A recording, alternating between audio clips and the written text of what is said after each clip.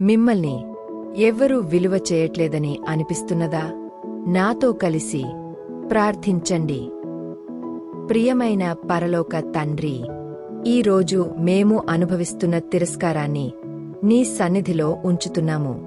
ప్రభువా, మేము ప్రేమించిన వాళ్ల దగ్గర నుండే గాయపడిన సమయాలు ఉన్నాయి.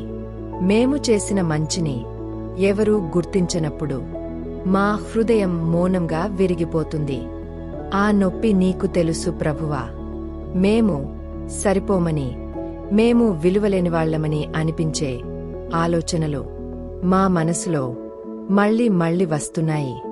కాని ప్రభువా, నేను నిన్ను ప్రేమించి తిని, నీవు నా దృష్టిలో విలువైనవాడవు అని యెషయా 43:4లో నీవు చెప్పిన మాటను మేము గుర్తు చేసుకుంటున్నాము.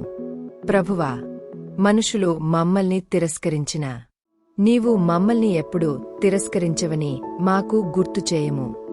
మా విలువ ఇతరుల మాటలతో కాదు, నీ ప్రేమతో నిర్ణయించబడుతుందని మాకు అర్థం చేసుకునే హృదయాన్ని ఇవ్వుము.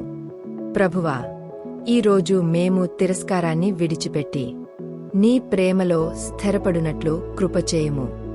యేసు నామములో ప్రార్థించుచున్నాము. ఆమెన్.